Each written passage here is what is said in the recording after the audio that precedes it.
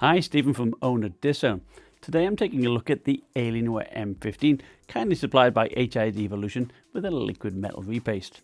Now, as far as the thin and light market goes, Alienware are late to the game. The Aero 15X, 15W and MSI GS65, the 8th gen, were actually released around about spring 2018, and the Razer 15 and Zephyrus S a few months back.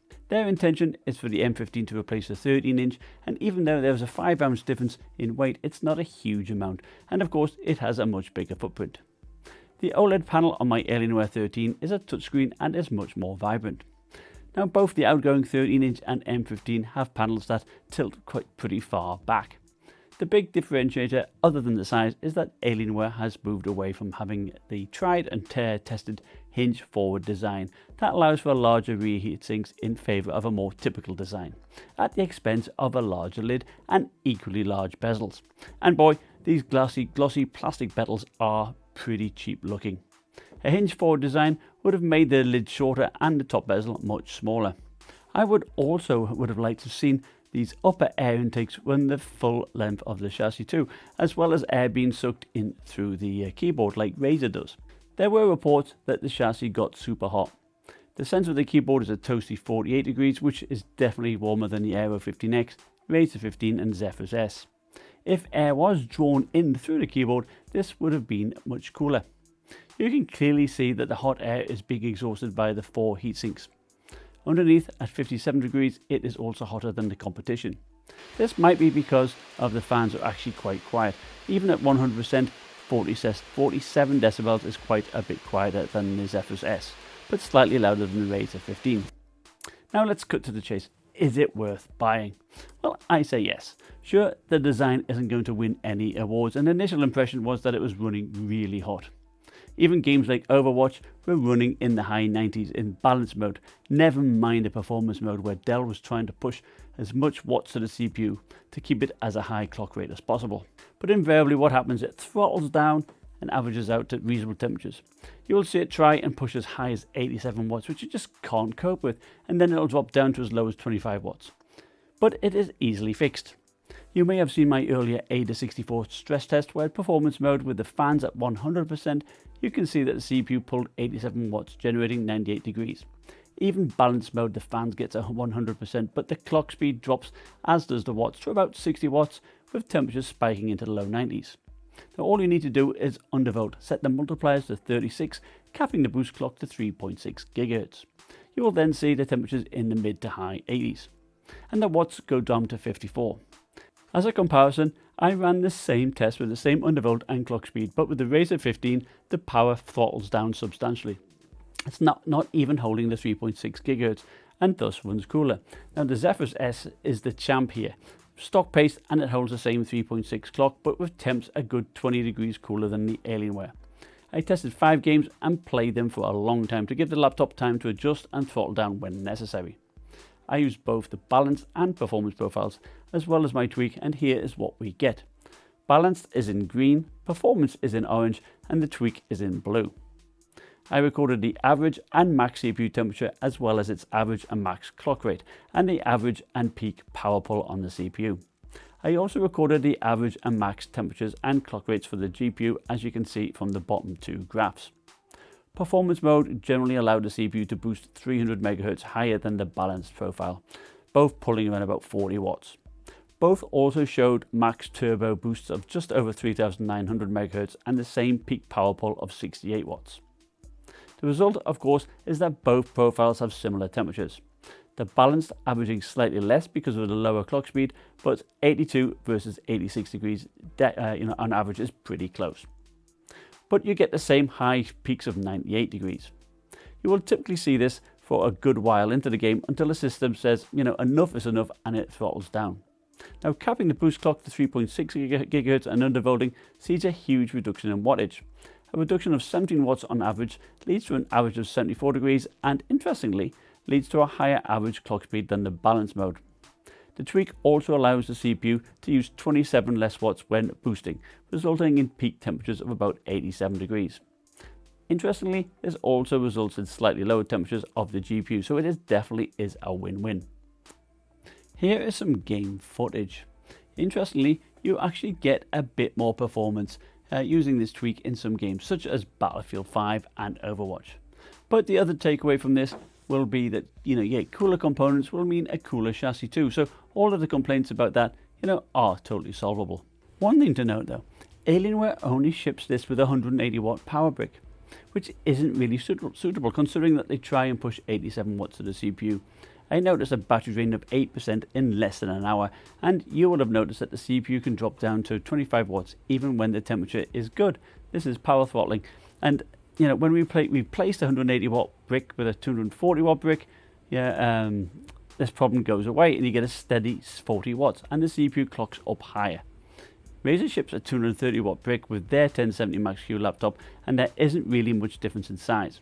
So what is Alienware thinking here? I wouldn't be surprised if they are actually trying to use up the power bricks from the outgoing 13-inch model. Let's look at the benchmarks then.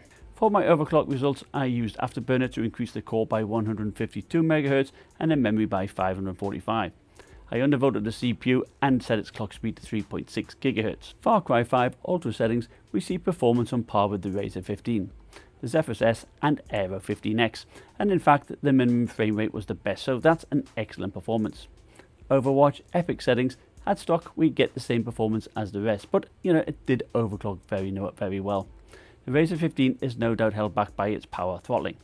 The stock Aero 15X is actually held back by its single channel RAM. PUBG Ultra settings, the high CPU speeds results in great performance, even without overclocking. But applying my tweak and overclocking pushed it to the top of the pack. In Shadow of the Tomb Raider, DX12 and higher settings we again see top tier performance, even beating the mighty Zephyrus S. And finally, Battlefield 5, this game pushes the CPU very hard with usage rates in the 80s, so it did expose any thermal issues. The M15 did okay here, about the same as the Razer 15, but not as good as the Zephyrus S. You will note that there is a cool thermal mode. This downclocks the CPU and GPU, and I don't see the point in it. In games, it makes them unplayable, and as you will see in my CPU tests, it not only gives you lower performance, but also has the same crazy high peak temperatures. Without my tweak, the M15 also gets too hot in CPU work, such as a Handbrake encoder or Adobe Premiere Render. You will see peak temperatures of about 99 degrees, regardless of what performance setting you use. In Handbrake, the M15 was rock solid, but you will need to tweak to lower the temperatures. The Razer 15 power throttles again, and the Aero 15X is held back once more with that single channel RAM. Certainly, the Zephyrus S is the logical choice. It's just fast and cool out of the box. It's the same story using a software Adobe Pro Render. A solid performer despite these high stock temperatures. Now indoors, the 144Hz 1080p IPS panel made by AUO is very pleasant to use. It's similar to the Zephyrus S and Razer 15, but I think it has slightly brighter colours. Outdoors it copes well with the glare and really looks vibrant. If only the lid wasn't as tall. Now using my Spider 5 Pro, its colour accuracy was similar to competing 144Hz models, so if you want to use this M15 for content creation, it will serve you quite well. Now there is a 4K model available, which should improve things further. I also tested the panel for ghosting, and compared to the Razer 15 it is very similar, but there's definitely more ghosting when compared to the Zephyrus S. But in my backlight bleed test, there is simply no comparison. The Razer 15 looked particularly poor here. The M15 is actually quite bright too, particularly at the 50 and 75% brightness levels. Now the webcam is placed up top. So this is the webcam on the M15. It's 1080p, the colours are good, it looks a lot better than the rest. It's also located up top and could be used nicely for streaming, unlike perhaps the 720p ones on the other models. Thumbs up. Now the first thing you should do when you get your M15 is update the BIOS, because on December the 5th they released BIOS 1.2.5. Now the only thing in note in the BIOS is the ability to switch the function of the F keys and change the charging from Express to Standard. But the big benefit though is battery life. Now with the original BIOS I didn't even get 3 hours, and that is with the included 90 watt hour battery. But afterwards I got a class-leading 7 hours 20 minutes. So if you want a powerful laptop that will last you through a full day unplugged, you can't go wrong here. Now you can choose quiet mode as well, and with this the fans don't spin up at all. It's perfect, if you're in a meeting. Now getting inside is very easy. You remove several Phillip head screws, including 2 near the hinge. The magnesium aluminum back panel is actually very solid. You can configure with a large 90Wh battery, 2 RAM slots, 2 M.2 slots if you have the larger battery, but if you opt for the 60Wh battery, you actually get a 2.5-inch drive bay. Now note that they don't supply a screw for the empty second M2 to M2 slot. Here you have the killer 1550 Wi-Fi, which is the same as the Intel 9260. Alienware at least have put 4 screws for the CPU to help with the uniform contact and 3 for the GPU. And here you have 2 speakers. There are reports on Notebook Review that some heatsinks don't make good contacts and had to be replaced, so there definitely does seem to be some quality control issues going on. The rest of the chassis also has a solid metal build. It just doesn't look as refined as the Zephyrus S or Razer 15.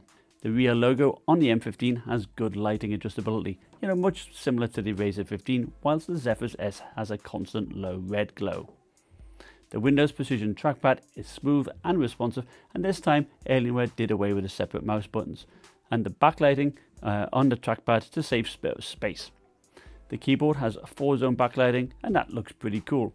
And at 1.4mm has the best distance of travel of all the thin and lights. The Zephyrus S, like the M15, has 4-zone backlighting, whilst the Razer 15 has RGB per key lighting.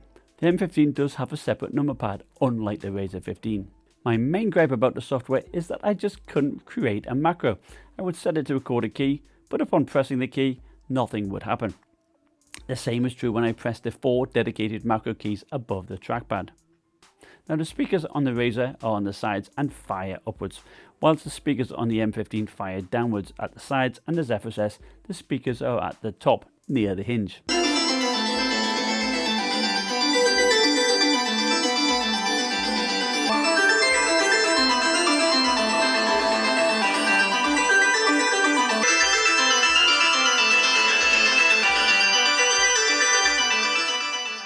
So, although they're not the loudest, they do have very good stereo separation.